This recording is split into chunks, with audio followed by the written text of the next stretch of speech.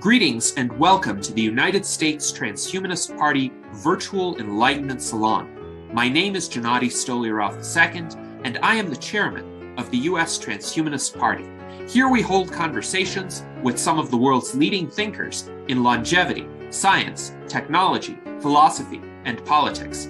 Like the philosophers of the Age of Enlightenment, we aim to connect every field of human endeavor and arrive at new insights to achieve longer lives, greater rationality, and the progress of our civilization. Greetings, ladies and gentlemen, and welcome to our U.S. Transhumanist Party Virtual Enlightenment Salon of Sunday, November 17th, 2024. Today we have a fascinating conversation in store for you about cryostasis revival and a promising set of technological pathways to get there, and a promising new organization called the Revival Research Group. First, I would like to introduce our esteemed panel for today. We have our Director of Visual Art, Art Ramon Garcia, our Director of Longevity Outreach, Ben Ballweg, our Director of Marketing and 2020 U.S. presidential candidate, Charlie Cam. Also joining us, albeit briefly, is our technology advisor and foreign ambassador from Spain, Dr. Jose Cordero. He is about to board a flight to Dubai, but thank you, Jose, for joining us at the beginning. And we have Sergio Terrero from Spain, from Alianza Futurista, the Spanish Transhumanist Party, which was formed exactly 1 year prior to the U.S. Transhumanist Party. So the U.S. Transhumanist Party is 10 years old. Alianza Futurista is 11 years old. And today, November 17th, is actually the 8th anniversary of my becoming the chairman of the U.S. Transhumanist Party. So we have a lot of recent milestones in the history of the transhumanist movement, and we shall continue along these lines to promote emerging technologies and promote ways in which we can achieve indefinite longevity in our lifetimes. But for those who need to go into cryonic suspension, obviously it's important to investigate ways in which they could be revived in the future and hopefully accelerate the arrival of that time. So we are joined today by Alex Crouch, who is the founder of the Revival Research Group.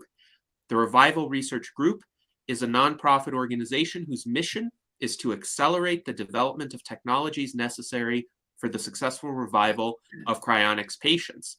The Revival Research Group is committed to using the latest AI tools, fostering collaborative research, and promoting open source solutions to ensure that breakthroughs in cryonics science are shared and accessible to all. So welcome, Alex, and please tell us a bit more about yourself, about your interest in cryonics and cryostasis revival, and about the Revival Research Group.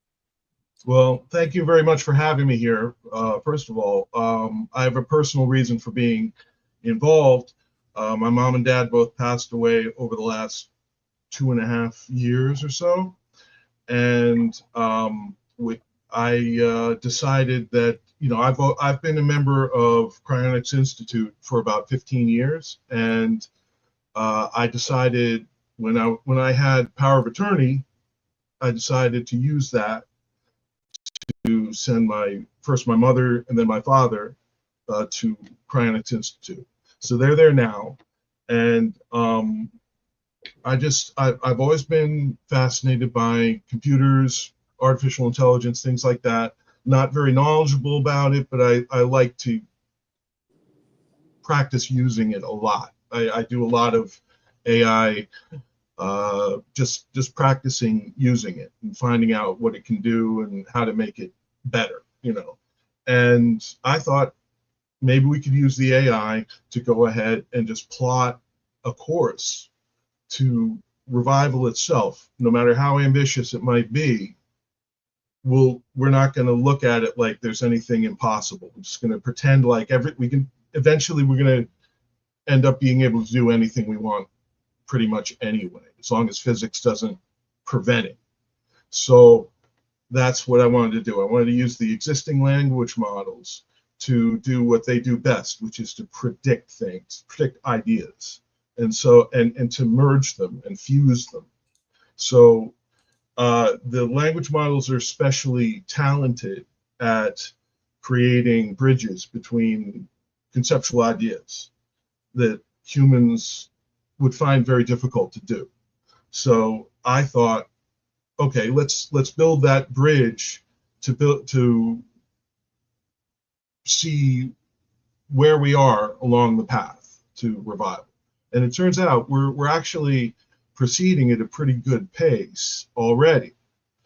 And at least that's what the AI believes, given the training data I've given it. Yes, thank you very much for that explanation. And as I understand it, the Revival Research Group has developed a tech tree on its website.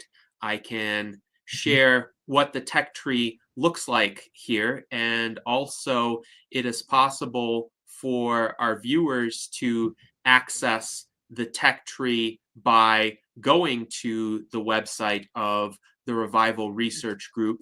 Here it is, www.revivalresearchgroup.org/tech-tree.html. So could you tell us a bit more about the tech tree, how it was created, what categories it provides for, and how the level of advancement in each category, the percentages that are shown here, was determined? Okay, it all has to do with the central large language model that I'm training for specifically this purpose, to create this tech tree and then find ways to break bottlenecks, within it. And it's a large language model that's trained on basically all the cryonics information I could get my hands on, along with a lot of AI specific information. And I just asked it, okay, I trained it on, especially on the book Cryostasis Revival by Robert Pretes. So that's the only textbook that I know of that covers the job of cryostasis revival. And it went over the texts. It went over other things that it knows. I checked. I bounced. It came up with an idea that it was about 220 or so technologies. I gave it to a more advanced AI, which was able to cut it down to about 115. So that's what we have now. And it categorized them in different areas of study, areas of research. For example, nanotechnology or simulation or advanced biology. And there's about 7 or 8 different categories.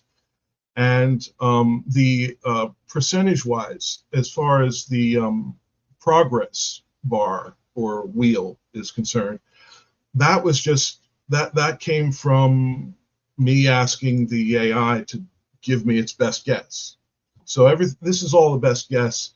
It's bound to be updated in the future many times, but right now, it might be the best we can do.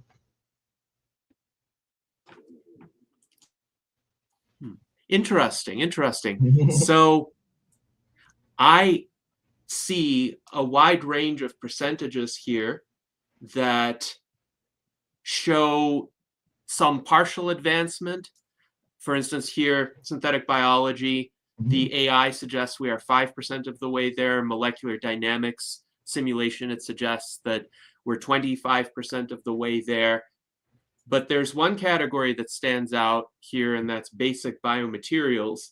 The AI suggests we're 100% of the way there. And here you can click on this category and see essentially what is involved with this technology.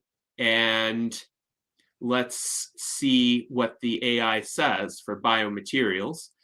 It's described as fundamental technologies and methods for developing materials that interact seamlessly with biological systems, laying the groundwork for advanced biomaterial applications. So could you perhaps let us know why you think the AI believes in this particular category 100% of the goal has been attained? Yeah, well, I asked the AI to include at least one or two technologies that we already have so that it could build that as a foundation. That's a foundational technology that is sort of a, I mean, it's I don't have the expertise to be able to say whether or not it's useful to categorize this particular technology under the name basic biomaterials.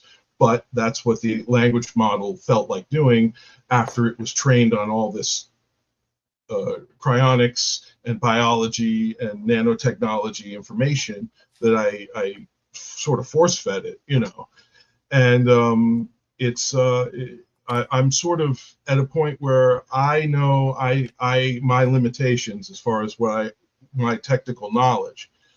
I'm just kind of letting the AI speak here, and it's telling us this, and it might be way off or it might be close, but this one looks like a basic technology that, you know, this just kind of describes the fundamentals of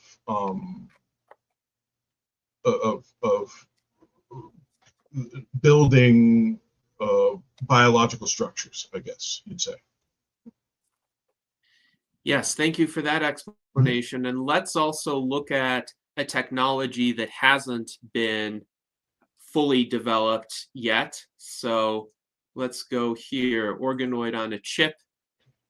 And this is in the category of advanced biology. The description is combining organoid technology with microfluidics to create more accurate models of human physiology essential for drug testing and disease modeling. And there are various levels of AI, and this is something that your newsletter goes into, but there's a level 4 AI requirement here described as innovator. So perhaps this is a good I can't hear you. perhaps this is a good Sorry. opportunity to highlight the newsletters of the Revival Research Group and to essentially have you explain what the various levels of AI development are. Sure. Well, OpenAI and also DeepMind break up the development of artificial intelligence to the point of what's called artificial general intelligence. And they break it up into 5 stages, and DeepMind actually in 6, but they have a 0 stage. Anyway, the 5 stages are, the first one is large language models, which is the one that most people are most familiar with, the chatbots that can get things a little bit factually wrong sometimes, but come up with some really good brainstorming, really good ideas. Then there's the second level, which are called reasoners.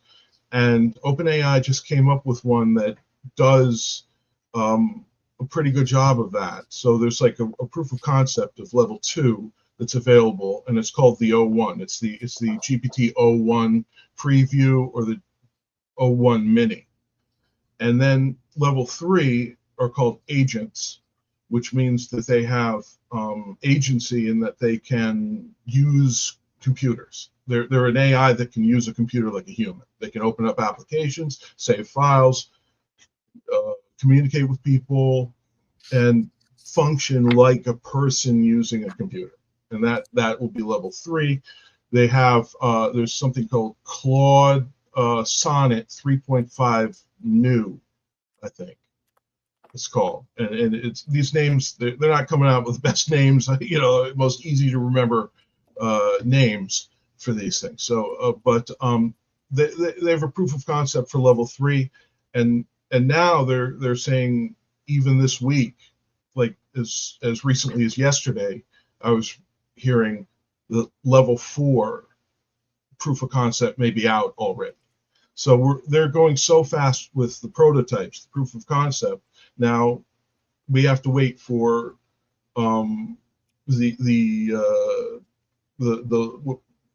maybe layer 2s and layer 3s to be developed to make these powerful AIs more useful to the general public than they are right now. But it's always useful to remember this is as bad as it's going to get. It's not going to get any worse than this, and it's doing amazing work already.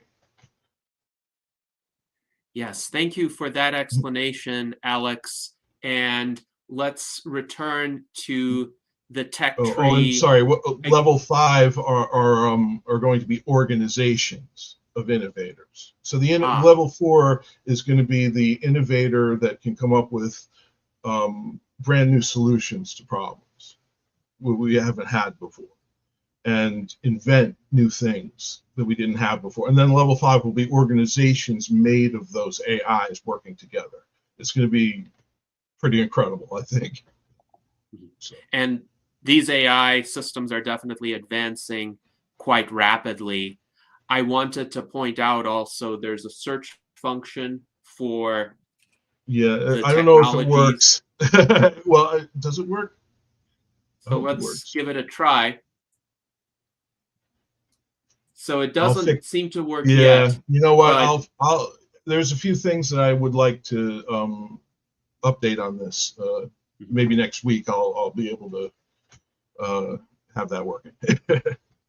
But it's sufficiently concise right now that you can scroll through the technologies and just do a word search on the page, and it will pull up the technology that you're interested in. And then again, you can hover over it and see what level of AI development, at least right now, this system believes is required. So here's a technology, advanced diagnostic imaging, which requires level 3 AI described as agents. So this is very interesting.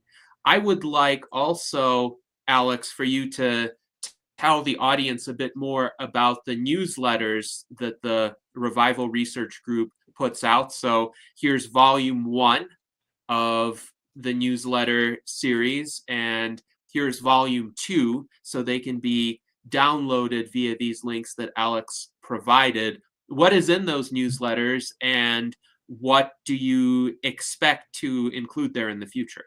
Well, what I am including right now and what I expect to include in the future is kind of the same thing, which is just commentary written mostly by the our main AI, which is Dr. Forever.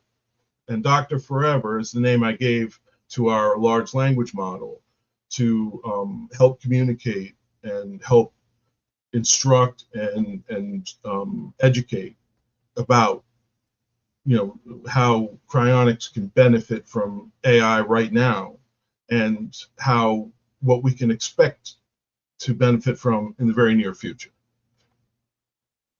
Yes, thank you very much for that response. And we have some audience questions now as well. Now, I wonder if you have an answer to this question from Alan Crowley. How well does the cryo community currently integrate with the medical community, per your understanding? Because a lot of these technologies are going to require the involvement of the mainstream medical community. Well, I think that we can do a lot of what needs to be done without expressly doing it for cryonics.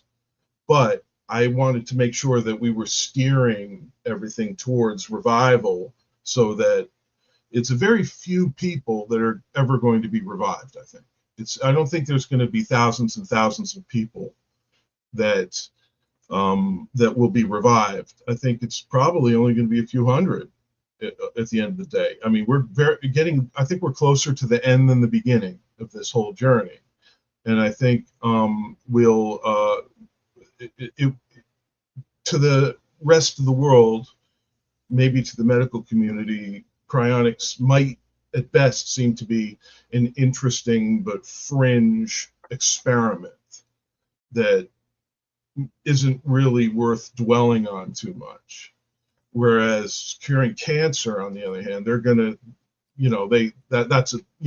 that's something that's going to have to happen before we get to revival, so we can get most of the way there, I think. Also, there's efforts to preserve and bank organs, and when we can do that, I think we'll be very close to reviving full body, animals and humans. This is very interesting. So, in your view, because other technological breakthroughs are sufficiently close, most of us will be able to reach longevity escape velocity and we won't need to be cryopreserved, but several hundred people will be cryopreserved based on how many people have signed up. So several thousand people have signed up. I believe a couple hundred people are currently in cryostasis, and there will be perhaps a few hundred more until essentially rejuvenation biotechnology advances sufficiently that, barring serious accidents that could still kill people in the future, most people won't need to be cryopreserved, but then we'll have the challenge of reviving the people who have been cryopreserved and the people who have yet to be cryopreserved. But fortunately, you think that won't be a huge number. I hope it won't be a huge number, and I hope that that it happens as soon as it looks like it probably will. But you never know. But we're here to push it along. That's what we're here to do. So yes, we want to help that. And that is a worthy goal. Now, Alan Crowley also wonders, how do we sign up for the current newsletters? You can go right to the website and put your email in, and I'll sign you right up. Yes, thank you for that. And the website is right here, revivalresearchgroup.org. So anybody who's interested in receiving these newsletters going forward, please sign up there. Now, we have a lot of questions and comments already from our audience. First, a few comments. Mike Lazine writes, sorry for your loss, Alex. Hopefully your parents can be revived in the future. And Thank you. I think we would all Thank second you very that. much. I appreciate Indeed. that. Indeed. And Rudy Hoffman has some good words for you as well. Rudy's a great guy. Everybody knows Rudy. Everybody loves Rudy. Rudy met Alex at the Cryonics Institute Associate General meeting this fall, and he also sent Alex his book, The Affordable Immortal, to add to the training set for the large language models. So you mentioned Dr. Robert Friedus's book. If you add The Affordable Immortal, and I wonder if you add some other literature as well, do you think that's going to change, first of all, the set of technologies that the LLM considers to be required for successful cryostasis revival, and then also the amount of progress that has been made? I think that the amount of progress that has been made is always something that we could go over and update. Maybe once a month I should do that, along with putting out the newsletter. Also, yes, training the LLM as much as I can, the more the better. The more data, the better. So it'll have better ideas and maybe come up with better fusions of ideas that make new technologies happen. Yes, indeed. And Rudy further writes, as Alex's newsletter did a good job of explaining, emerging AIs are going to be agents which enable management by objective, and they will figure out the intervening steps. He says, cool, which is an interesting word to use in a cryonics context. He also writes, what I appreciate about Alex is that not many folks at Cryonics Institute seem to be thinking ahead, realizing that we are probably our friends in the future who will bring us back. So perhaps there are some differences in the cryonics community and the estimates of the time frames that it will require to enable successful cryostasis revival, but I am one of those people who is hopeful that we can reach longevity escape velocity in our lifetimes, and that does mean we will have the challenge of figuring out how to revive those who have already been cryopreserved. So thank you for those comments, Rudy. And I'd like to add one thing, which is that we have the tools to get started, and that's it. So we should step up and be the ones to at least map the territory.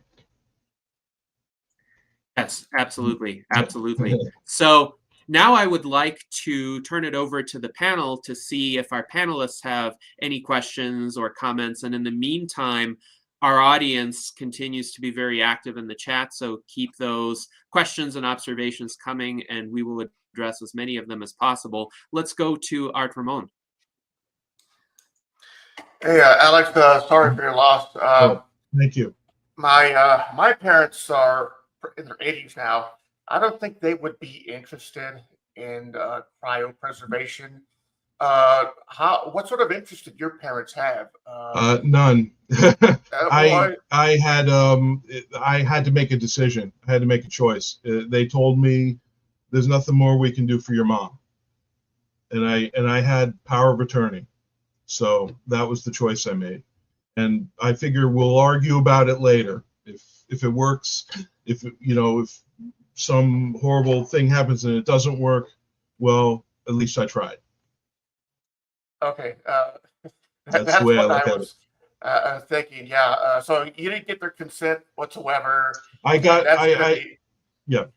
my dad's. My dad was had a dementia, but he told me, I trust you to do anything you want. So I did. Okay. Yeah, my parents, I don't think they would be interested in any sort of cryopreservation, so I'm not even going to ask. They're quite religious. I think they've seen a lot, they've lived a lot, and they're just ready to move on. And I won't take that away from them. That's their choice. Yeah. But yeah, thank you for the insight. Sure.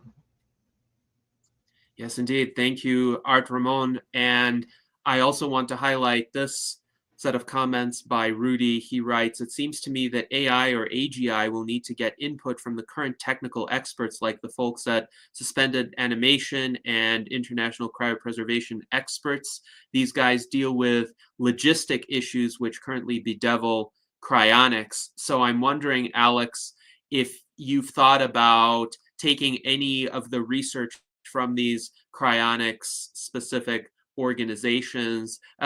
Another great person to get in contact with would be Ashwin DeWolf of Advanced Neural Biosciences. He was a guest of ours in 2020 for an extensive virtual Enlightenment Salon, and take their writings and input them into the LLM. Definitely, and I'm very interested in talking to Chuck Bartle also. Hopefully, we'll be able to work something out with him, because he built a network in Minnesota, and then there's others who I want to train Dr. Forever to be able to help all cryonicists with all unmet needs, including standby and networks and things like that. Yes, indeed. Now, Ben, I'm wondering if you have any questions for Alex. Let's see. How about, well, you kind of answered how close do you think we are to having revival figured out? Pretty darn soon. And who are some of the most provocative researchers in the space right now? I don't know if you quite answered that yet. I would say the people that I follow are David Shapiro and Alan Thompson, Dr. Alan Thompson. I would say those are the two that I'm also following. A guy named Matthew Berman, and these are all AI people on YouTube. So as far as people in cryonics, it's the literature's been out there for quite a while, for most of it. So that's been used to train Dr. Forever. And I always use a method of training that respects copyright. So I do not infringe on anyone's copyright to their work. Yes. Mhm. And I think the manner in which the LLMs are trained is very important because, of course, the output depends very much on the input.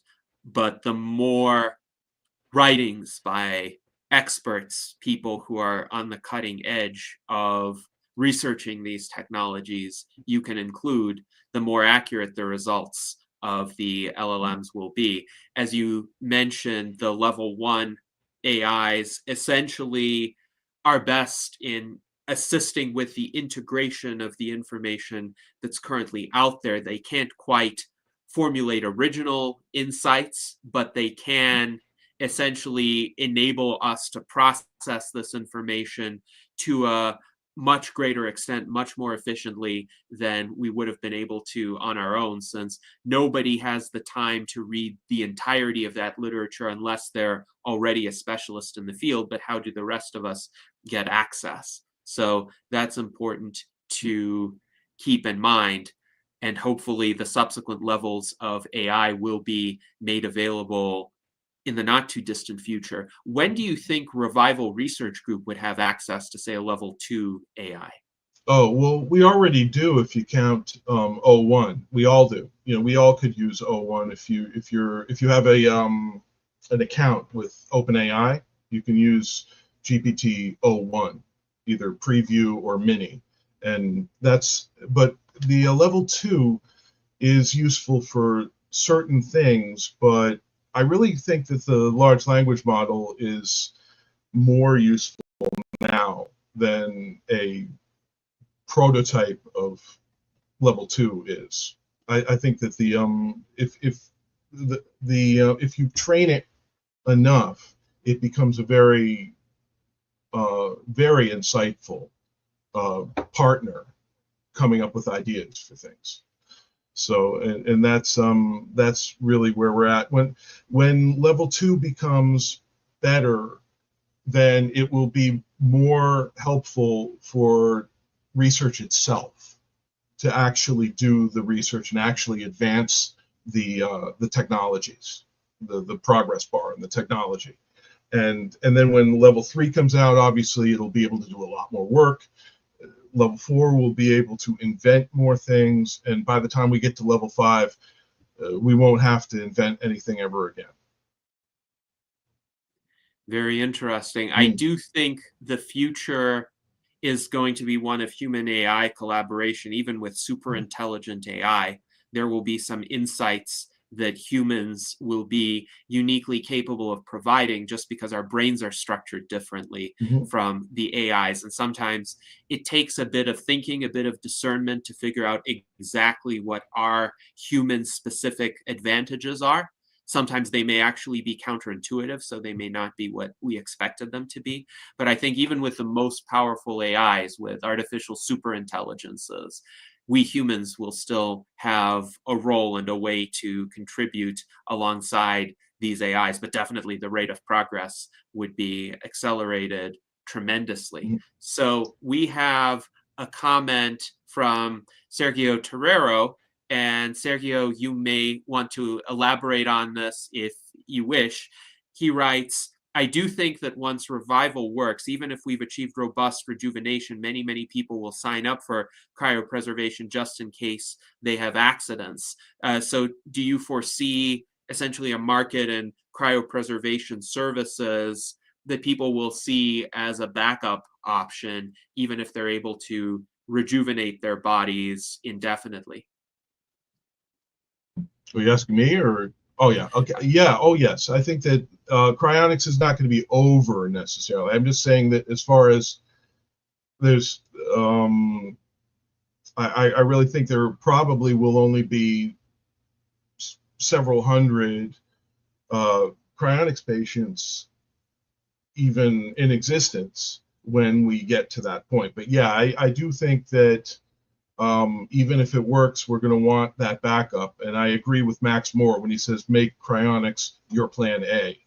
You always, you know, I'm crazy bullish on this technology, the AI technology, but I could be wrong, and you could get some terrible news from the doctor tomorrow. I don't know. You know, you got to be ready. You got to have that cryonics contract in order.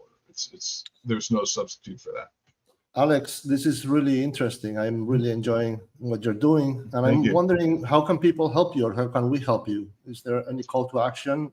Is there anything we can do to help? I think what I'd like is for people to just try talking to Dr. Forever. I have a link, you know, in the newsletter. You can just follow that, and Okay. if you have an OpenAI account, you can use Dr. Forever for free, no matter, you know, however long you want, and it should be unlimited access to it. So it's a learning as you talk to it, as you interact with it. Okay. Well, it's a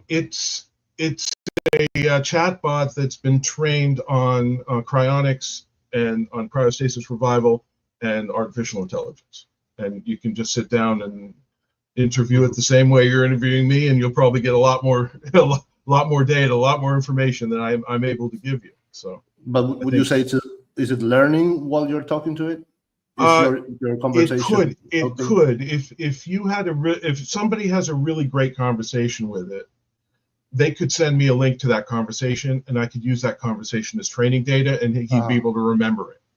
Okay. That's the only way to do it. That's a good plan. Mm-hmm. Good. Very interesting. So please check out the website. Again, it's revivalresearchgroup.org, and let Alex know if you have any interesting or particularly insightful interactions with Dr. Forever. And we have Charlie Cam joining us once again. Welcome, Charlie. If you're ready, feel free to ask a question of Alex. Let's see. Are you able to hear me or no? Yes, we can hear you. Okay. Yeah, I don't know what happened. The signal cut out. Alex, thanks for what you're doing. It's really commendable, and I'm Thank you. sorry to hear about your parents. Thank you. I did want to comment about that, though. You know, I've been a member of Cryonics for over 20 years, and I've known other people that are in it, and I've known some people that have been cryopreserved. And I know that for me, when I hear that someone that's passed away, obviously I'm saddened by that. Mm-hmm. But I've been so focused on cryonics that my first question when I hear that is, were they cryopreserved? Yeah. 99.9% of the time, the answer is no. But on that rare occasion, when it is somebody I usually know in this community, I hear that they were, like our friend David Kekich, many of you know him, mm-hmm. or Bernie Brown, who passed away recently. Okay. When I hear that they were cryopreserved, an interesting feeling overcomes me, and I wonder if you feel this a little bit, where I don't, like, the burden of death or that sadness or that overwhelming feeling you get when you lose a loved one is slightly different. I don't know if lightened is the right word, but you know what I mean. And maybe you don't, but I do know. Yeah, I definitely now do. There's a hopefulness, right? Mm-hmm. For sure. The hope exists now. It didn't exist. It wouldn't exist if you just dealt with death the same way that everyone else does. We to preserve, and the hope has very good reasoning behind it, and it's very intelligent, actually. And I don't know why more people don't do it. It certainly did relieve so much of the guilt. I mean, the grief and that you know, there were times when I would my confidence in cryonics would fail, and I would feel like it was maybe we're the weird ones or something, and then that would just, I'd feel this despair. But then I would remember, no, my mom and dad are someplace where they're being taken care of by people who believe in their future, And that feels so much better knowing Yeah. that. And I always try to stress that to people, and it gets ignored a lot. We don't talk about that part of it, that alleviation of the sadness, because there's a hopefulness there. And I try to point that out. And I also refer to cryonics as not as comparable to an alternative to burial or cremation, but more as a treatment, because that's technically what it is, Yes. right? It's the final treatment. When the cancer treatment doesn't work, and they say, well, there's nothing left, it shouldn't be like, well, when you die, we're going to cryopreserve you. It should be said, hey, we got one more treatment. What is it? You don't even get into cryonics to say, well, we're going to cool you down a bit, and then we're going to develop a way to repair you. I mean, if you explain this, people start to say like, oh, okay, I'll take that. Almost everybody that I do it when I talk that way, they do. Right. So the idea of calling it a treatment, as I think, is part of what we need to start to really put forward as far as the marketing of it goes. Because I think, sadly, we're living in a time where cryonics has been available since 1967, technically, if you want to consider James Bedford as the first one. And so we're 50 years we've had this. And with regard to how many, there's about 500 people that are currently cryopreserved in the United States, and about another 100 around the world. That's only 600 people in 50 years that are actually cryopreserved. And I want to push back a little bit. I know you were saying that you think that probably there won't be many more than that are revived, because we might get the longevity, escape velocity. Now, people like Aubrey de Grey, who are kind of right at the tip of longevity, escape velocity. I mean, that's even the name of his new organization. His prediction that we achieve that won't. It's still at least 5, 7, 10 years, 15 years. I mean, he's given different predictions about it. So now keep that in mind, with the fact that 100,000 people die every day from aging diseases, right? So now then let's consider the fact that there are now other companies like Tomorrow Biostasis, which has erupted in Europe in a big way, and they already had a soft launch out of New York. They said they're going to be opening in New York, Los Angeles, and Florida. And so I think, and they have great marketing. I think as we progress as a society, we progress with the advent of these exponential growths, like what we see with large language models, which is overwhelming everybody. I mean, everybody's amazed by that, right? And when you couple that with the idea that everybody's accepting that technology is growing rapidly, and that marketing that's coming from Tomorrow Biostasis and other companies that are going to follow them, I think there's going to be a lot more people signing up, and with, look, what you did for your parents, incredible, beautiful, wonderful. And I think there's going to be a lot of people in that position where they're going to say, like, wait a minute, they're either going to convince their parents or grandparents, young people that are going to be much more acceptable and adaptable to this exponential growth technology, and they're going to convince them, or they're just going to have power of attorney, and they're going to do it because it makes sense, because they're going to see, oh yeah, look at all this technology, look. And there are really brilliant people now. This isn't fringy anymore. Ray Kurzweil signed up with Cryonics. His mentor, Marvin Minsky, is currently cryopreserved. These are brilliant. Look, the guy, I don't know if he's still on our call, Jose Cordero, also came from MIT. He's a member of it. People that are, some of these billionaires, Peter Thiel, whether you like his politics or not, the guy's successful, and he's signed up. So there's a lot of brilliant people that are members of this. So I think what I believe is there's going to be a huge tipping point of a lot of people that are signing up, and then they're going to be old people that are dying. It might, we won't even have the capacity right now to fulfill all of them. I mean, if 100,000 people die in one day, my God, even 1% of that, we don't have we don't handle that, right? So, maybe we can use the AI to learn from the successful marketing efforts, and then it can learn how to market cryonics better.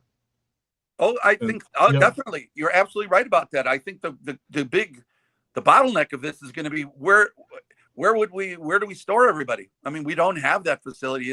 Even right now, for example, Bill and they were talking about that new Cryonics place. what a timeshare, timeshare, Timeship. right?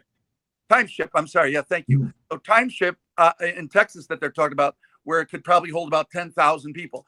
But again, 100,000 people die every day. If this thing, if Cryonics really does get into the mainstream's, zeitgeist, and everybody says, "Hey, let's do this," we need more spaces for this. And by the way, the money's going to have to come. Yeah, I'm all for it too. And the money's going to have to come from some of these deep pockets that are out there, like Peter Thiel. He could afford to put a whole bunch of people in cryostasis if he wants. So, yeah, I mean, I always think about these billionaires that are letting themselves just expire at the end of their lives, like Charlie Munger or somebody like that. It's like, he could have bought all the entire Cryonics community with a change in the cushions of his couch, and he died. I don't think he's cryopreserved. I never heard he was, but it's just an example of a very, very wealthy person who, and I just think that there's so much stigma attached to, like, why are you keeping dead bodies around? I think that's what people really object to. Well, you're right. People object to things that they're not used to, right? Yeah. Because I was at a Cryonics Institute, one of their annual meetings a few years back, sitting at a table with them, and they brought some guests, and they were freaking out about the idea, like, "Whoa, you're freezing a body. That seems kind of gross." I said, "Wait a minute, let me throw something at you. How about this? I take your body, I put it in a box underground, and let worms eat it." They're like, "Oh my God." I said, "Well, that's what we do now." And I said, "Or how about I throw your body into a crematorium and burn it into ashes?" Oh, they don't like that when you start to sound it out. Yeah, it doesn't seem to be. Sounds better. It does, and I don't know why people don't accept it more. I really don't. I asked the AI, and it told me, well, maybe people don't like it when you're interrupting something they consider to be natural. I've heard that too. But if you look statistically at what's gone on over the centuries, actually, burial was always the case. Everybody's burial is what you do, right? That was the go-to thing. And it wasn't in the 60s when cremation, not only the price point came down, it was cheaper than burials. And then everybody said, well, hey, maybe burials isn't the thing, maybe that isn't the best tradition, because, like it or hate it, we're a capitalist world, and we look for the things that's the cheapest. So, interestingly and coincidentally, cremation came around in the 60s in a big way, right at the same time when Cryonics did, except imagine the scenario where it's 1967 or 68 or whatever it is. Cryonics just occurred with Bedford, so we have it as an option. And you go to somebody and say, "Hey, listen, Grandpa's about to die. We can bury him underground. He'll be eaten by worms. He's never coming back." And they're like, "Oh my God, that's terrible." Or, "Hey, we can put him in a crematorium, and we'll put in cremation. We'll burn him to death. He'll be in ashes, and he'll be gone forever. You want it's like, oh my God, that's terrible." Or we could put him in a cryonics, and maybe with science as it grows, we might be able to bring him back and give him a brand new body and be healthy. Everybody would have said, "Oh my God, yeah, I want that. I'll take that. I want that one for Grandpa." I said, "Okay, great. That'll be $50,000. Like, oh, Grandpa lived a good life, Right. The sad thing is, we're so hung up on money over life that we will choose. People will say things like, "Well, because look," and by the way, had Cryonics been the cheapest of the three, or at least equivalent, everybody would have taken, and Cryonics would be on that thing. Because right now, because cremation is the cheapest, that has now surpassed burials as the option that everybody goes to. They went for the cheapest. They didn't go for the sentimental or the best. It's always about money. So if we can bring the price down on Cryonics, and I know that people say, "Well, you buy an insurance policy," but that's still, not. They still hear the price tag, like Elcor's 200,000 or even Tomorrow by. That's why Cryonics Institute still great at 35,000 approximately. That's a great thing, but it still sounds like too much for people that can get a cremation for $1,000 or something. So we're in a strange situation where, it's about values, it's about human value, and people picking the cheaper one when there's a chance. And by the way, the chance for being alive and being revival, being a thing that's going to happen, all you got to do is talk to somebody like Ray Kurzweil. And the reason that he signed up, because he and anybody that thinks the way he does can understand that, you know, the exponential growth of technology, of AI, is such that there will definitely be a way to revive people. Because look, once you're cryopreserved, you're suspended in time. So your time stops still. But you know what doesn't stand still, of course, is the growth of AI, the exponential growth. So you've got all that future technology, whether it's 10 years, 50 years, 20 years, the singularity is only 20 years away. So if you get all that technology, of course, we're going to be able to revive people. We're going to bring back, even in a straight freeze, if they didn't have cryoprotectant back in the 60s, because we think now, unfortunately, we're very time centric the way we think about technology. We say like, oh, but look, it's water damage. Look, I'm going to tell you something. That sounds bad. But let's fast forward about 50 to 100 years. You think that's going to be a problem with the kind of technology? And by the way, I don't think it's going to take 50 or 100 years. Not when you're in exponential growth. 100 years of technology flies by in 10 minutes, by the singularity. So look, I get passionate about it because I think it's an important subject that gets so neglected, and so many loved ones are dying left and right when this option's been out there, and that is sad. But I do think there's going to be a tip coming. Anyway. Yeah, and I thank you for that, because I think I agree with everything you said, and it's great to communicate with people who believe the same way and who can see clearly what the obvious choice is when confronted with death. This is the obvious. We're making the obvious right choice. Other people, we just have to hope that they will come around to agreeing with us in time for themselves. Well, what I did for my family, like you had the power of attorney, that's fantastic. And I hope a lot of people can get to that point where they can do that. Yeah. What I was doing for my living family that were my siblings, they didn't understand the stuff that I'm involved in. I would go to them and I'd appeal to their capitalist side and I'd say, hey, listen, I am willing to take care of all the end of life costs for you. Just sign here. And like, oh, yeah. And it won't be a burden on your children. Just sign this. And I did that. I gave one of them I had them sign up the whole process. And then I gave them the bracelet that, you wear, like I got my necklace on right now, Alcor. And I give them the bracelet. And, a year later, they're asking me, so what's this for anyway? Yeah. But the point was that you don't have to worry about it. Yeah, it wasn't a cost. They're like, oh, wow. Yeah. It's like free. For praying. I got a free thing, this is that's why I was so passionate about the idea that it is about money. It's about capitalism. So the way to make this, affordable, which is why I love Ruby Vital. I think a lot more people would be on board with this. And the more people that are on board, the faster the technology is going to be being pushed by more and more people. True. To work. So it's one works with the other.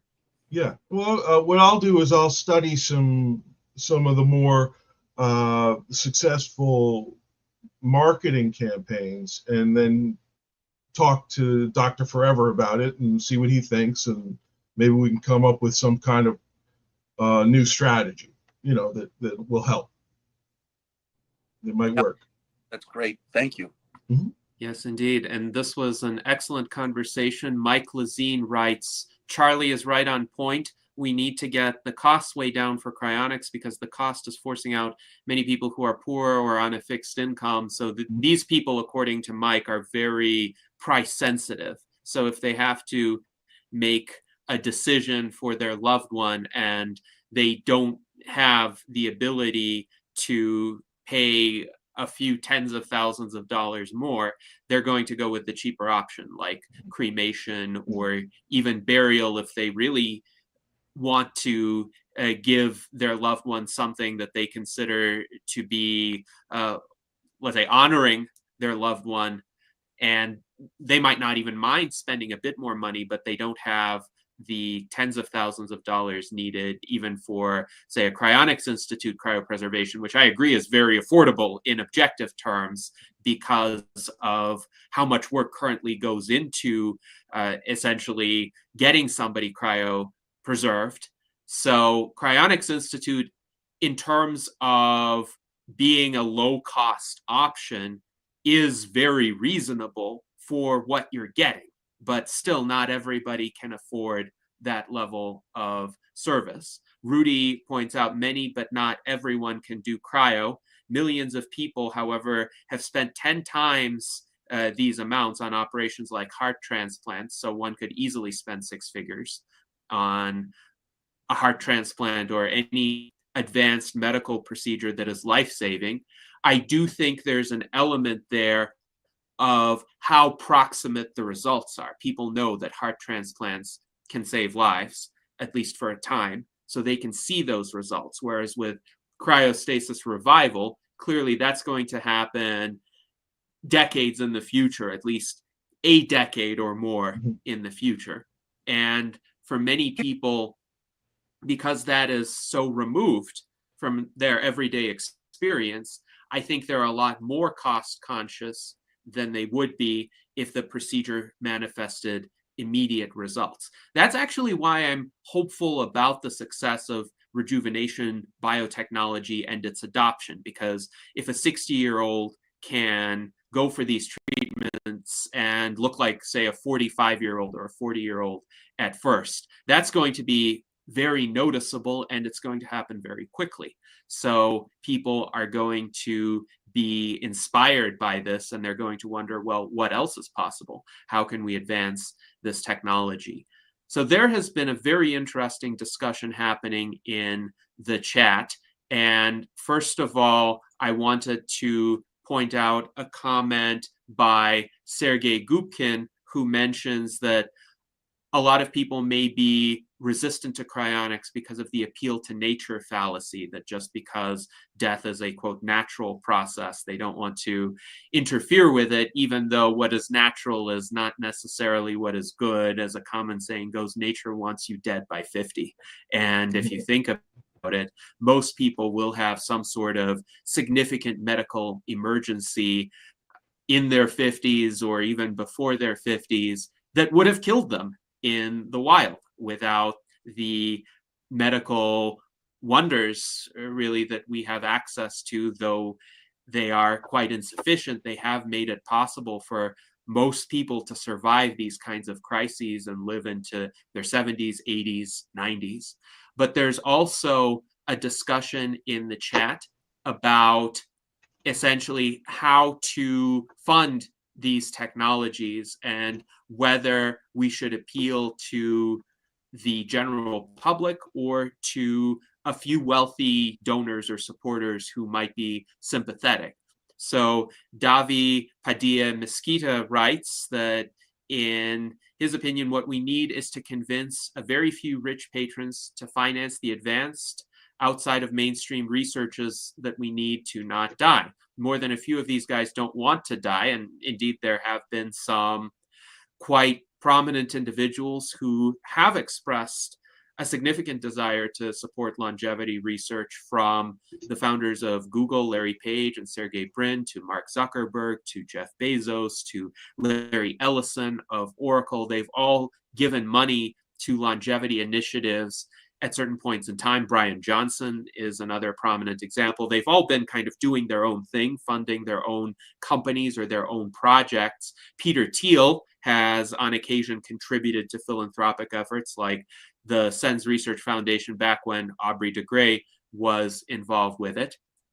Davi writes, I think we should not be hopeful about convincing the majority of the public for lots of reasons. I think it would be easier to find a few rich patrons to finance their and our immortality by research and development. But there's some disagreement with this approach. So the Modern Mix writes, even in regard to longevity and immortality, they believe that focusing on a small group of wealthy donors would inevitably lead to a restriction in access to the wider public. Maybe the concern there is one of cost and accessibility, but Davi writes, even if they try to restrict the technology at the start, when the genie is outside the lamp and the technology is discovered, eventually it is going to go public, as has happened with many and many technologies. So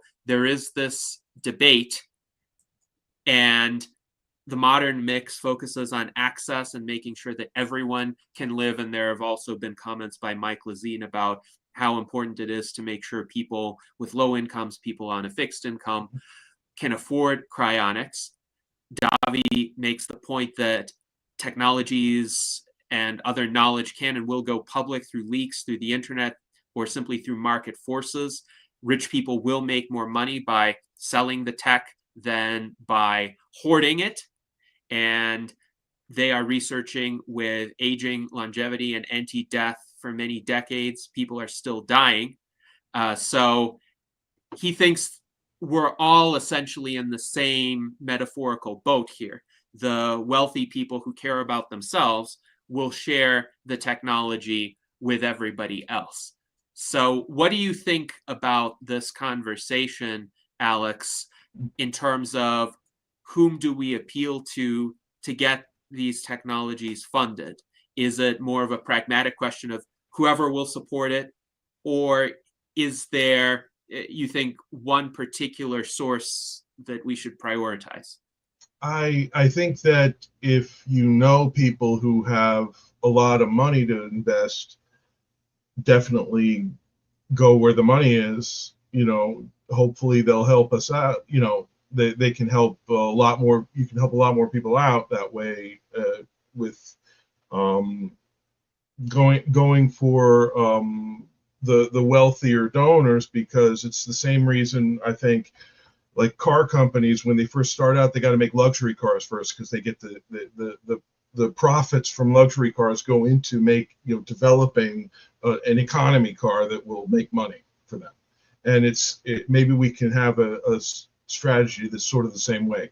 We get funding from like-minded people who do have deep pockets, and then and especially famous people, because social proof works too. You can tell people, hey, this guy, that you admire, he does this, he's into this, and they'll get into it maybe.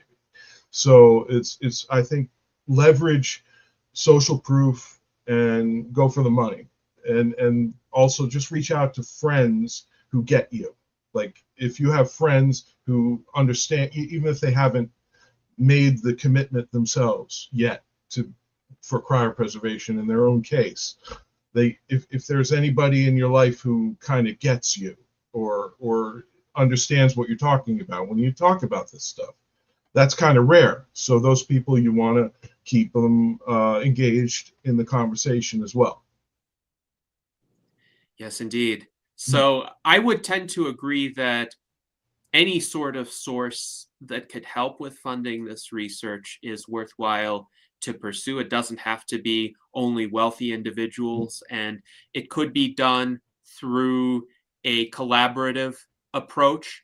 And the modern mix says they agree that we should find the ones that would legitimately progress our cause. But other than that, we should be investing in people and technology ourselves as a party or organization. So they believe we have a role to play as transhumanists, as advocates of these technologies. And again, we could form alliances with other supporters, other wealthy individuals, but as a community, we have a role to play in advocating for these technologies, and also donating to organizations like the Longevity Escape Velocity Foundation, which was mentioned earlier, which is working on the rejuvenation side of this. But Rudy points out that Aubrey de Grey is also a cryonicist, and he is one of the people who actually embraces both of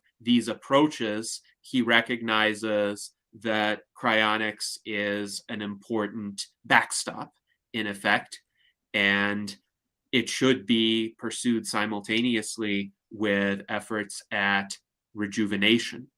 So great conversation here.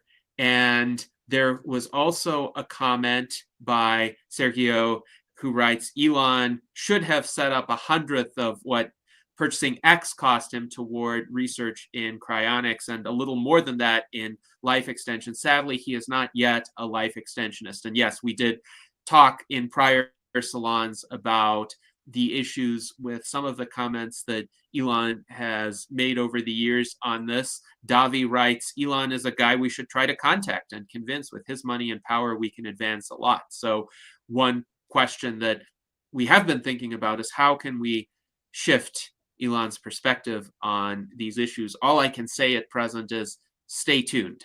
But this is something we're taking seriously. I know Peter Diamandis kind of debates him from time to time about longevity. So I know that too. Mm-hmm. I've seen that happen. Yes, there was a nice conversation between Peter Diamandis and Elon Musk within the most recent year, if I recall correctly, where he essentially Diamandis laid out the arguments for longevity and got Elon to recognize, well, perhaps it would be a good idea to live significantly longer. Perhaps it would be a good idea to cure diseases that are currently debilitating for people. So yes, Peter is working on it, and I welcome any other input as to how we could be working on it. Now, speaking of popularity and acceptance, Daniel Tweed points out, why are mummies so popular but not cryonics? If you think about it, the ancient Egyptians, of course, were pre-scientific, but they developed this very systematic theology, this very rigorous view of what happens in the afterlife and what needs to be done to preserve a body in preparation for it. Now, they made some fundamental mistakes, like they thought the brain was completely useless, for instance, and they got rid of it. So, unfortunately, those mummified individuals could not be revived in the future, at least not by any technique that would achieve the kind of cryostasis revival that we're discussing. But based on the level of advancement of their time and what they could be reasonably expected to know, this was actually a very forward-thinking idea. Find a way to preserve the body through the ages, in which they essentially succeeded, minus the parts they took out. But the reason why we know so much about the ancient Egyptian civilization and about how people actually lived during that time is because they undertook these mummification techniques. So I'm curious about your opinion, Alex. Why do you think mummification is generally popular? Not that people get themselves mummified these days, other than Lenin, but why do people generally have a positive reception to that idea, but they wouldn't think necessarily in their majority that cryopreservation is for them, or a similar type of preservation approach? I don't know. The subject of mummies is really, really interesting, and it's why they did it and what were they really thinking about when they did it, and how much do we really know about ancient cultures? I don't think we know. I don't think we know that much about them compared to what we think we know. So whatever they were trying to do, I think it was similar to what we're trying to do. And if there's some way to say, hey, all we're doing is the same as what ancient Egyptians were doing with mummies, well, maybe that would work. I don't know. But I mean, I think it's interesting to talk about in any case. Yes, indeed. Absolutely. And there have just been so many fascinating comments in the chat right now. One area that was mentioned early on was with regard to cryostasis revival for deep space trips. Mike Lazine raised this. He notes there are still problems that need to be worked out for this, but he's referring to some popular portrayals of this technology in films like Avatar, Aliens, Lost in Space is another classic example. And with those kinds of films, generally people don't see it as particularly controversial or unpalatable. I think because death is not really a factor. So you go into this chamber, you just essentially sleep for a long time, but it feels like an instant, and you wake up on the other side and your life continues.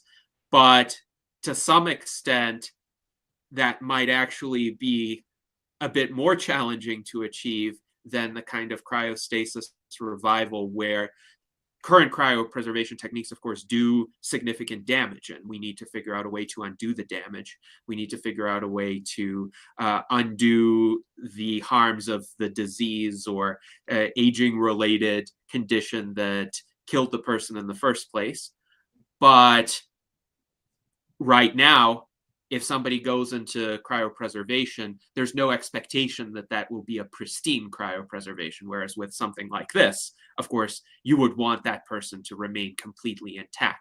But what do you think about the possibility of deploying the kind of AI-driven approach that you mentioned to research something like this, suspended animation that doesn't involve death at any stage? Right. I don't see any problem with that. I mean, I wouldn't predict that there would be a problem doing this. I think that it can be done. The development of level 4 AIs will be able to give us targeted strategies for things like this that are way beyond us right now. Yes, indeed. Yes, indeed. And I would say this could spark some interest among the general public as well, if they knew that this was also an area where cryonics research is being advanced. Now, on the subject of interactions with the mainstream medical system, Rudy Hoffman writes, this interaction is getting better between hospitals and people involved in cryonics. So perhaps hospitals are more accommodating. Hospital personnel are more familiar with the cryonics procedures. They've seen more of them, and they're more willing to respect patients' wishes than used to be the case.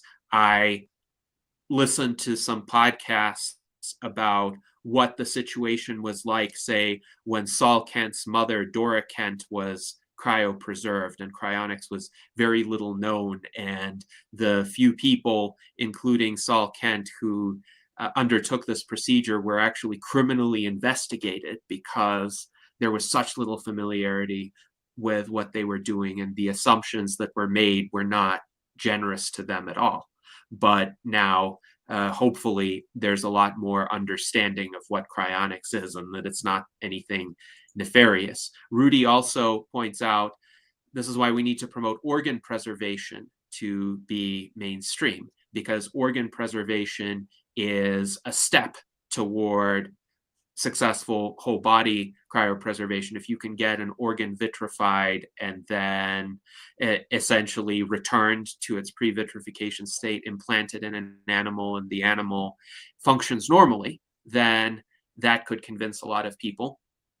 Along these lines, Carlos Marquez writes, we just need one person or animal coming back from cryonics with good conditions, and countries with universal health care will then be pressured to develop cryonics. So do you have any additional thoughts about societal acceptance or acceptance within the mainstream medical system that could help drive adoption and help drive interest in the kind of research that's outlined in the tech tree?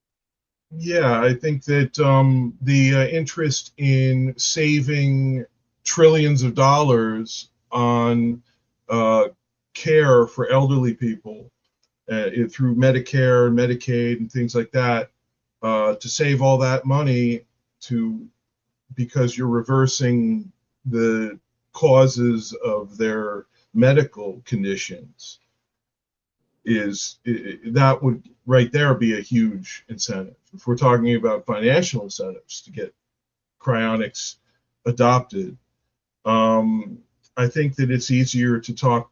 It seems like the first step is always, let's talk about cosmetic things and making your skin look, younger, or making yourself look younger, or making your body burn fat faster, or these other things that that the biohackers are working on right now. That's like one level.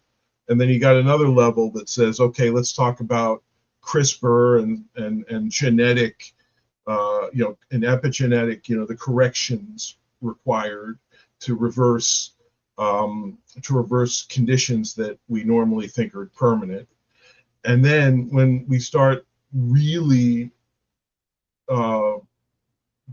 putting people's age backward, and they really feel better and look better and feel younger, I think it's just gonna take off. I don't know if cryonics is the thing that's we're going to be able to lead with. I think it's more like, well, you'll live a longer life and you'll live it happier and healthier, and then we can just push that to the limit and say and get to escape velocity and say, oh yeah, and by the way, you don't have to die. Isn't that cool? And then you can just sell it that way. And I maybe go easy at first. The normies are not really used to this kind of Right. Radical thinking. Right. Yes. And I think it may well be that people who can rely on some degree of rejuvenation, some amount of significant increase to their longevity, will be more inclined to sign up for cryonics because they will have more to lose. As Sergio pointed out, if they are in an accident and their life is cut short, now they're losing not, say, 30 years, but 80 years or 100 years or 1,000 years. And in that case, they would be more inclined to have the backup option of cryonics. Furthermore, one type of radical change could lead to greater receptiveness to another type of radical change. So if people all of a sudden realize, 122 years is not the outer limit for human lifespans, then they might think, what else is possible? Could we revive the people who have died already? And if so, what is necessary to make that a reality? So yes, I agree. We should lead with life extension, rejuvenation, practices that essentially extend what modern medicine already does. They would just be more effective and would repair damage at a more granular level, the cellular and molecular level. But then I think that will open a lot of people's minds. Daniel Tweed does write, cryo becoming a more standardized medical procedure is a likely path to wider acceptance of long-term individual suspensions. I do wonder, and Charlie and I have had these discussions as well, so Charlie, please feel free to chime in on this as well, if cryonics could also be popularized as a kind of funeral procedure, as a third option to burial and cremation, and if funeral homes were to offer it, because why not, essentially, if they can cover their costs by doing it and people are willing to pay for it. That could be another route where people might become more comfortable with it, because seriously, why is being frozen and preserved less palatable than being put in a casket and being put into the ground, or being burned and have one's ashes scattered? It doesn't seem to be intrinsically more, let's say, inducing of any sort of aversion or any sort of disgust. I don't see it that way. I know I'm not a typical individual, but I wouldn't be surprised if others shared this intuition. So what do you think of that possibility as well? Well, I think that we're getting to a point where I think that people will start to, like, people will always accept more advanced, less invasive, less painful, and cheaper medical procedures. The choice of cryonics, in my case, when I contacted CI, they kindly offer, when I asked, they kindly found me a local funeral home who was willing to take on, the process of transporting my mother to CI from where I am in Connecticut right now. So that was a fairly big favor that the local funeral home was willing to do, and they charged the same for the transport as they would have for a funeral. So it was I paid for my mother's cryonics with money we already had. I paid for my father's with my mother's insurance. So that's how I handled that. I wouldn't have been able to afford Alcor, but thanks to CI's pricing and thanks to their rigorous bookkeeping, they've been able to keep their prices, right at since the beginning. They haven't raised their prices. So that's the reason why both my mom and dad have a chance. And so I know that not everybody's as well off as I am. I don't consider myself to be. I consider myself to be pretty solidly middle class. But yeah, I mean, it's important not to leave anyone behind because they have financial issues. This should be an option that's realistic for anyone to choose, regardless of their financial condition. That would be ideal. Yes, indeed. Now, Charlie, do you have any thoughts to add to this conversation since we've had these kinds of discussions before? Yeah, a couple of things I'd mention. First, we were talking about Musk earlier, or why can't we get Musk? Let's not forget the second richest guy, Bezos. He has put a lot of money into life extension. So he might be somebody that would be more likely to get involved in cryonics. With regard to the what you'd mentioned, Janetti, about working with funeral homes, which we did have those discussions, and I think that's a really great way to open up the whole concept of cryonics to the general public, because those can be combined, and funeral homes would be incentivized if they were going to make money from it. And one of the ways that this ties into cryonics and Institute and Alcor and any of these organizations that cryopreserves, the price point for example, at Alcor, if you want to have whole body preservation, it's around $200,000. Of course, everybody gets insurance unless you got a lot of money. But if you want to just do a neuropreservation, which is just your brain, well, that's about $80,000 there. The reason Alcor is much more expensive than Cryonics Institute is because they also provide transport if you should happen to need it. So if you have a heart attack at home, Cryonics Institute's not going to come out and get you, but Alcor will, because that's part of what your payment plan is involved in.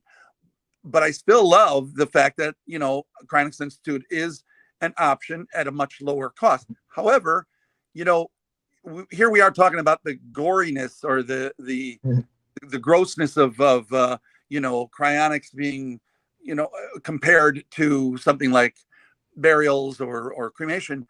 One of the reasons Cryonics Institute doesn't offer neuropreservation is because they were concerned when they first started back years ago that it would turn too many people off, that we're just going to chop off your head and freeze it. So they didn't want to have any kind of weird decapitation thing. They said, well, we're just going to do whole body preservation. But if they were willing to start doing neuropreservations, that would even cut the cost down below the 30,000 threshold. So, this whole idea of it feeling queasy or uneasy, it has to be overcome, because if they can do a cryopreservation of a whole body at $30-something thousand, and we know that it would be much cheaper for just the neuropreservation, then that's something that really needs to be considered and pushed so that it could be affordable for the masses, for the people that can't necessarily afford a big check that comes due or whatever. So that's just something to consider. But I mean, because look, the people that are getting it, the majority of people that are getting cryopreserved, they are elderly people, and they usually have bodies that have withered away. So why, it's more of a sentimental reason. Like, well, I'm going to keep my body because it's my body. It's like, look, in the future, we're going to have brand new bodies, whether they're cloned or robotic. So it's just more practical and cost effective to just do neuropreservation at this point, especially if we have that flood of, thousands of people wanting to sign up, but we don't have any place to put all those bodies. Well, if there's a sudden flood of customers, then it's going to become an industry. It's going to become a business. Obviously, there will be prices will go down all across the board. If it suddenly takes off like that, I'm sure there will be plenty of options, whether or not you choose the neuro option or not. I've heard things where memory could be stored in other parts of the body besides the brain. So I say, if it's all the same to you, keep the body, because why be in a hurry to get rid of it? If you know what I mean. It may be necessary to keep. So I've always thought maybe it was better to do the full body than the neuro in any case. But I understand the argument for neuro as well. We don't want to leave people behind who otherwise would not be able to afford it. So I think that when we get once it works, everyone's going to want it, and it's going to become extremely cheap. Of course, the cryopreservants only cost a few $1,000s, like $3,000 or $5,000 per person. So it's actually really cheap to get done. But of course, you have to plan for many years just in case. But once it's being done, it's going to be really, really cheap, under $10,000. So well, if you want a cryopreservation, very cheap. It's like $5,000. It's because they don't really go through all the necessarily through the cryopreservatives that are infused into the body. But again, in the future, there might be a situation where we're going to be, not even a might, I think there definitely will be a situation where we'll be able to correct any kind of damage that has occurred. So, yeah, you're right. Once this thing scales, it's going to come way down. But I think there's a way to bring it down even now, but it's just not, it's not easy.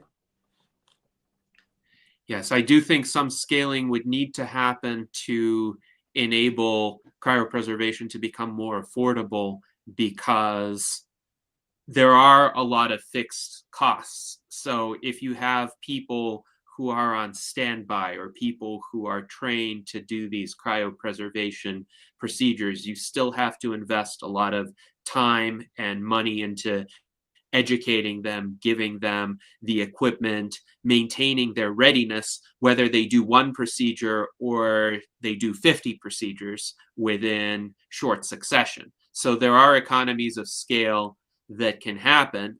Of course, there are also diseconomies of scale if you scale up too fast with few resources. So if cryonics catches on, then there needs to also be a training pipeline for standby technicians, as well as people who are skilled at doing the cryopreservations.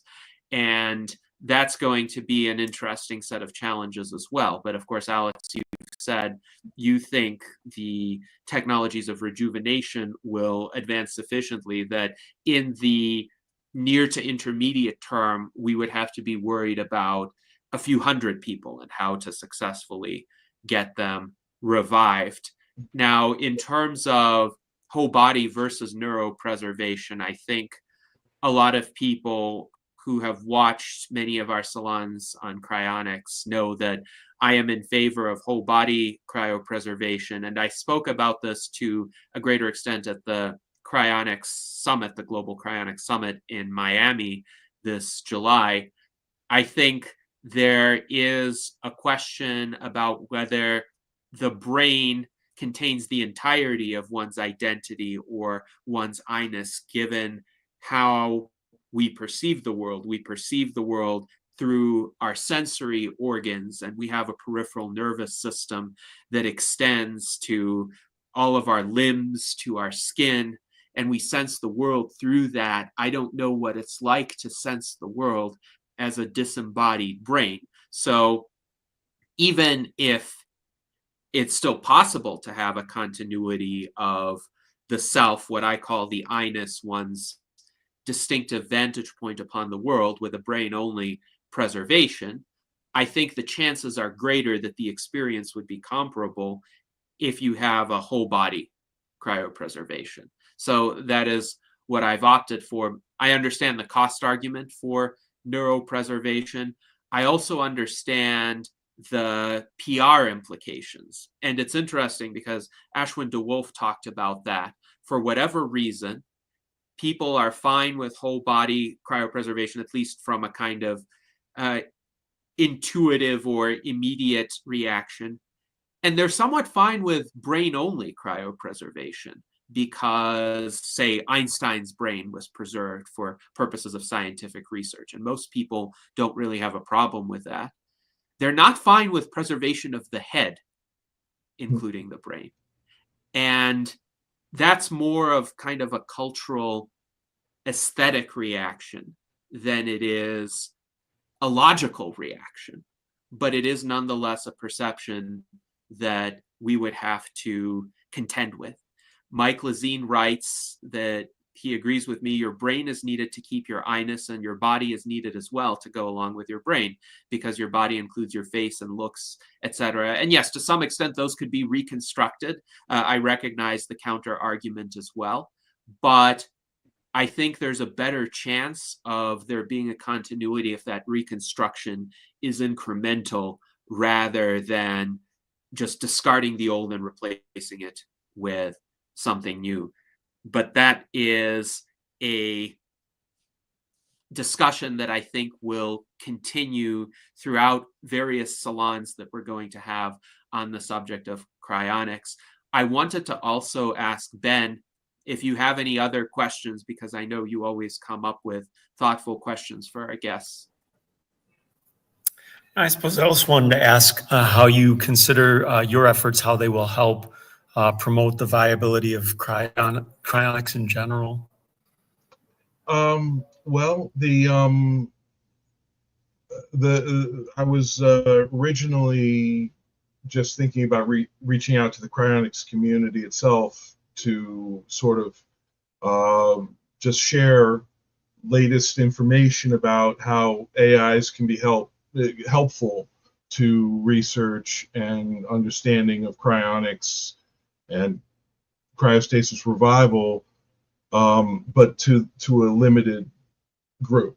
So I don't know if I've really thought about turning the RRG into something that promotes cryonics in general, but we can certainly teach the AI how to do that.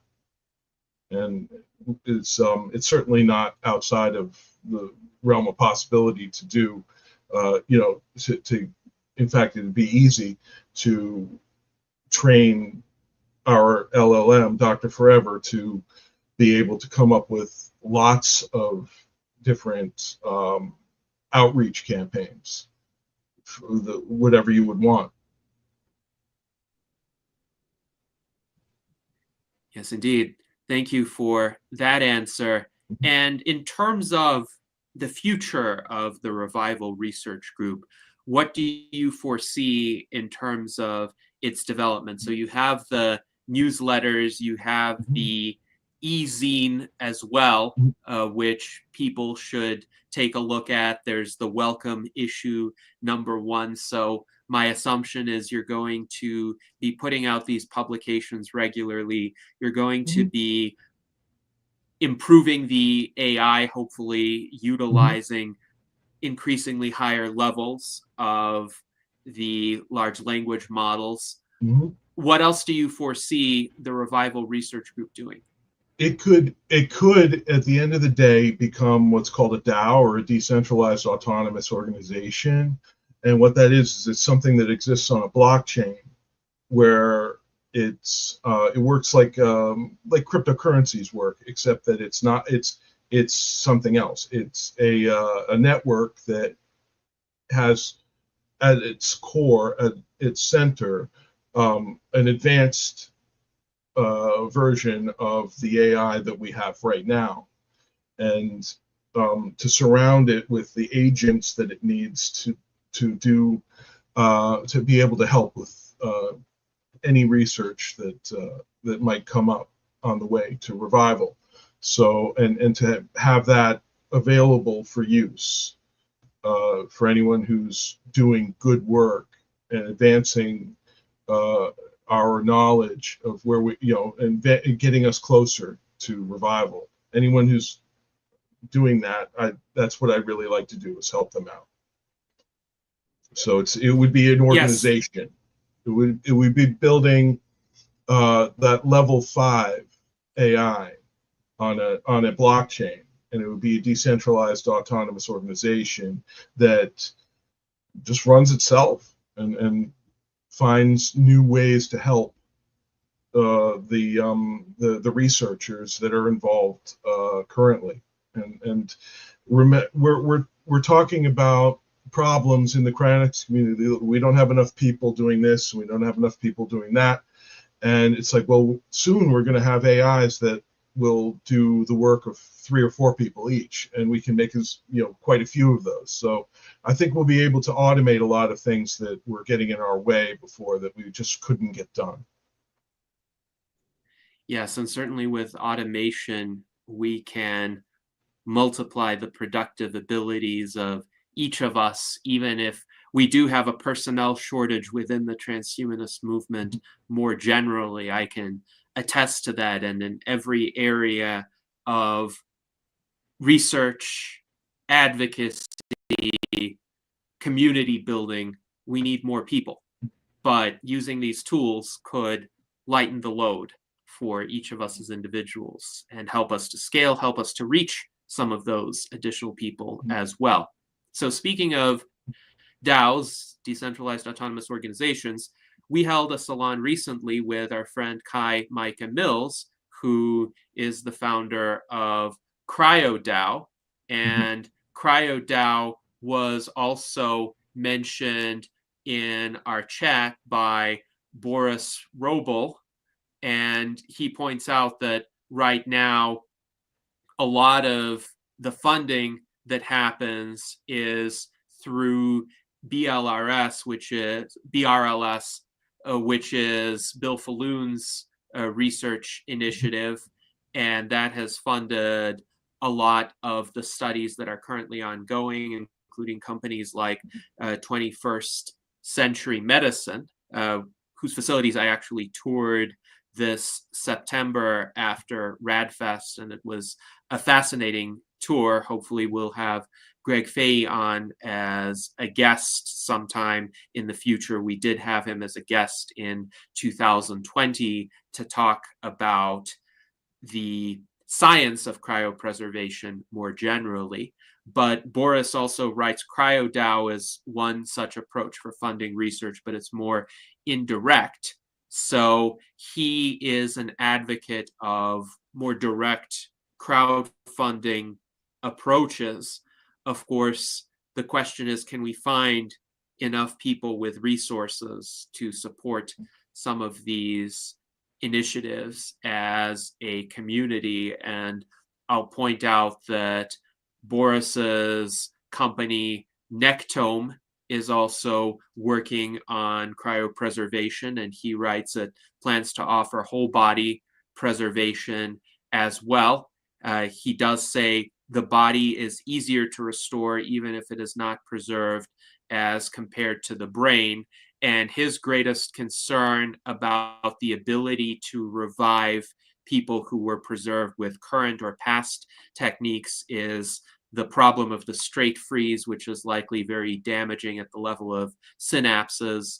Vitrification as a technique is intended to overcome that to some extent, but each of the cryoprotectants used is itself imperfect and can itself cause damage. So these are areas of technological advancement that will need to be developed further. How do we get better cryoprotectants, and how do we undo the damage from existing cryopreservation methods or past cryopreservation methods. There was a time when people were just straight frozen, and those will be harder to revive than people who were preserved using techniques that can maintain the synapses and other structures to a greater extent. Now, Boris also writes, he thinks there are more reasons for people's aversion to cryonics than the cost.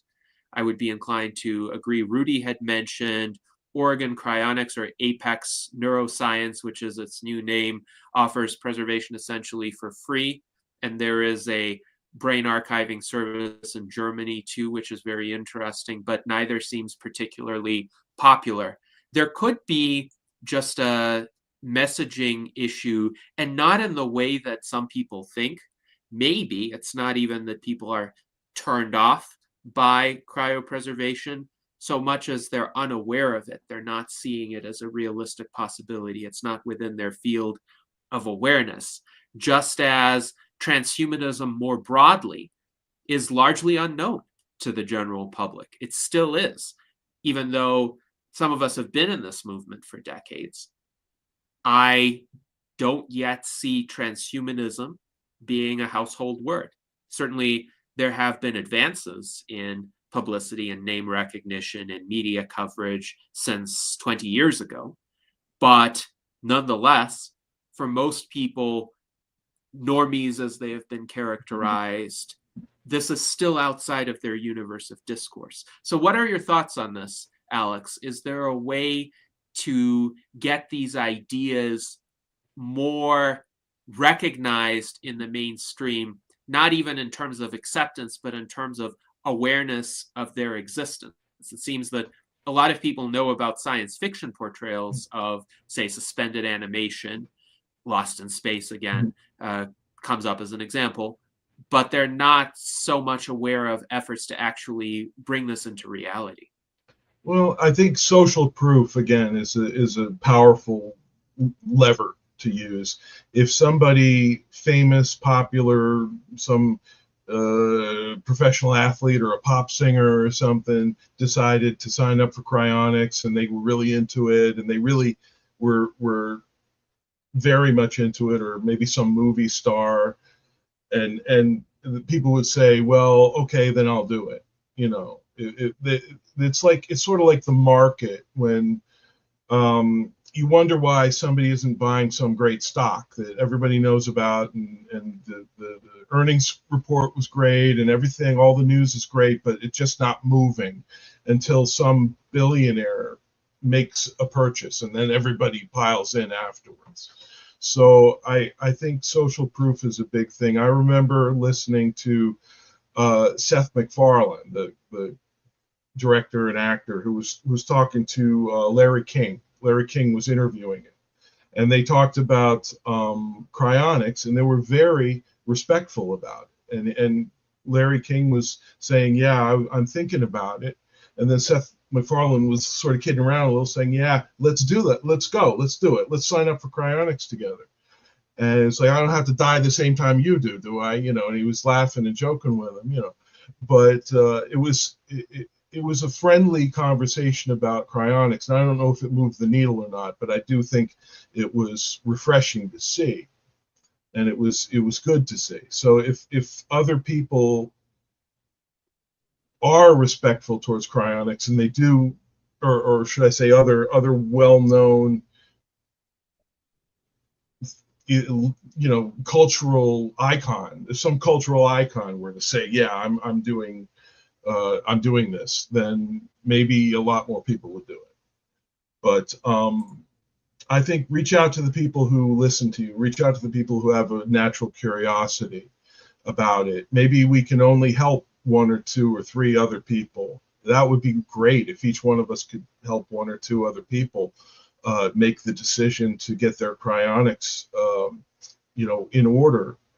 And I don't know what else we can do. We're putting a lot of pressure on ourselves to undo a problem that most of humanity really doesn't like cryonics very much, and we're kind of trying to figure out what the problem is. So I don't know, but hopefully somebody with some cultural influence can embrace cryonics before it's too late.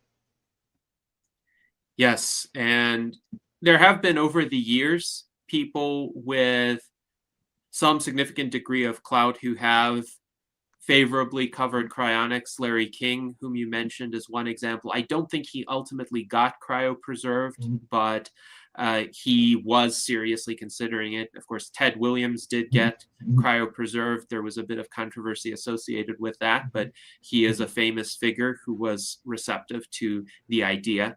Mike Lazine writes, Alex makes good points. We would need someone famous to break the glass ceiling to make cryonics less fringy or not believable or doable. So yes, hopefully additional support, additional endorsement from celebrities or other people of stature could be achieved. So we have about 9 minutes left in our salon today. I wanted to give as many of our panelists as possible the opportunity to ask some final questions or make some final comments. So let's go to Art Ramon. Yeah, not so much a question, but just telling you what I'm 53 right now, or I'll be turning 53 at the end of this month, and I'm getting close to the point where I'm thinking of doing several surgeries to extend this body, and cryopreservation is one of those ideas. I'm thinking of doing TRT. So the cost, where do I put my money? Do I put my money in TRT therapy, getting knee replacements, or cryopreservation? So that's kind of what I'm trying to decide on. And money's tight. It's I can't do everything. I still have $5,000 I'm paying off on my naval surgery, so I don't have unlimited funds. So, but when I get to I think 55, I think that's when I start to be making some decisions on, especially the TRT. I think so. Yeah, I'll be thinking about it. I'm like in Tucson. I'm an hour away from Scottsdale. So that's probably where I'll go, is to Alcor, because it's just they're close. And I'll probably do full body. I don't want to just the head. So yeah, those are my plans. Yes, thank you, Art Ramon. And this is a good example of essentially the thinking of many people who are sympathetic, but they have financial trade-offs that they are considering in terms of funding a cryopreservation versus perhaps other procedures that could improve their health in the shorter term, or funding longevity research, or making other purchases that could enhance the quality of their lives or their ability to be more productive and perhaps lead to greater wealth, lead to greater ability to sign up for cryopreservation in the future. All that I would say is this is very much an individual decision, and it's dependent on specific circumstances, where one is in one's own life, how many resources one has, what are absolutely necessary goals to achieve in the nearer term future, and could some of those goals make cryopreservation more attainable for that individual going forward? So all important questions for each person to think about. I'm wondering if Charlie has some final remarks or questions. Yeah, sure. Our situation is tough, because it's, you got choices like you're pointing out, Gennady, and you only have so many funds to choose from to do what you have to do. I know that Cryonics Institute in some cases will consider, alternative payment type things, whether it's stocks, bonds, a house or something. You say, well, here's what I can give you if I die. Can you do it? But those are lots of details that we can't get into here. I would address the talk about celebrities. I think that's always a good idea for any product, right? That's why celebrities get paid to come out and endorse products all the time. But with regard to cryonics, you would have to be, it would require the right type of celebrity. I guarantee if Larry King, I'm sorry, if Larry King did it, people would say, well, but Larry King's a little bit, a little eccentric, and if it was, let's say, even somebody as popular as Kim Kardashian, if she went out and did cryonics, they'd say, well, but it's Kim, she's flaky, they'd have opinions, prejudicial and not even valid, because who's to say who's smart and who isn't.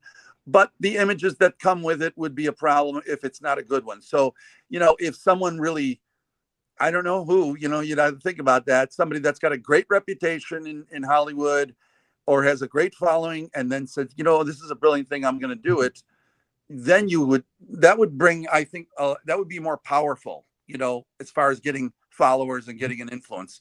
Although, any celebrity would bring attention to it. So anyway, that's the last thing I want to say. And I want to thank you, Alex, for time. Well, thank you for being here. Thank you.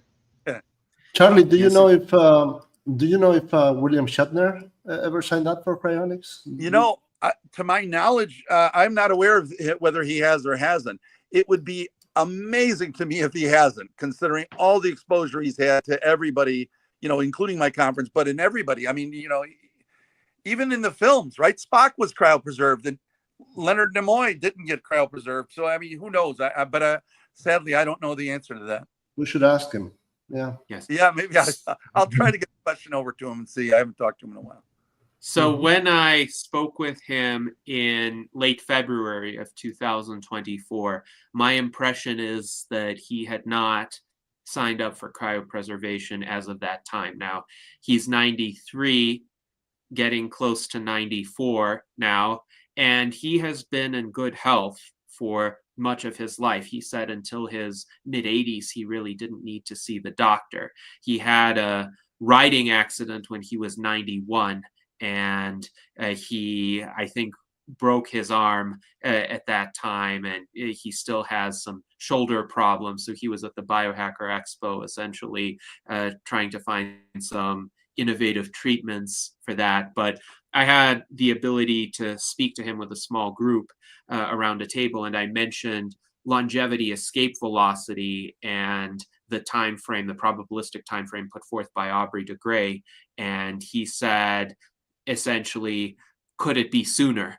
Like I saw on his face, he expressed a bit of disappointment that the 50% probability estimate corresponded with a 12 to 15 year time frame given his age. So he might be interested in cryopreservation if he could be convinced that this could enable him to have a chance to benefit from these technologies that are going to emerge in the coming decades, hopefully.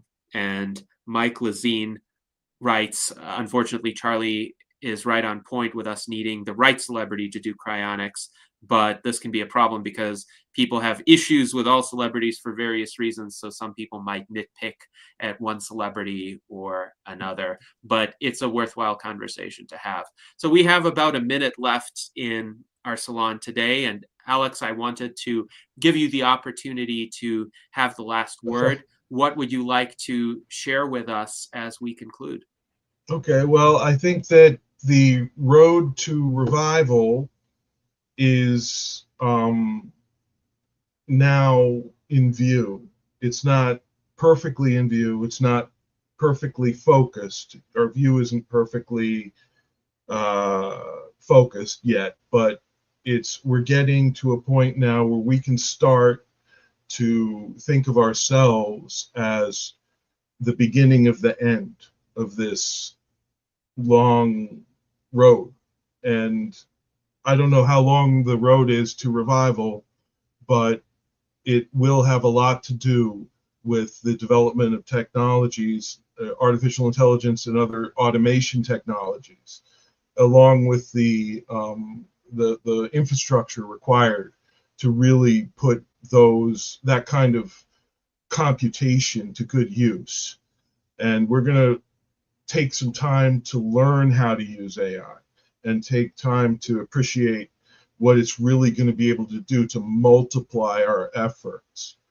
And it's hard to imagine just how great the contributions are going to be in the near future. So I'd say just keep an eye out, and I'll try to keep everyone updated as much as I can every month in the newsletter. Yes, And, indeed. and this shirt is available as well. I can give you a link if you want to buy it at cost. It's I don't make any money off it. It's just it's printed on demand. It's about $30 for including shipping in the United States. So yes, and and we will here's the we will link. put that link in the comments for the YouTube video. I will also include it in the chat. But thank you very much, Alex, for joining us today. You have truly outlined some fascinating possibilities for using both current and emerging AI technologies to help us bring the prospect of cryostasis revival to fruition. And I hope that we can all live long and prosper. Thank you, guys.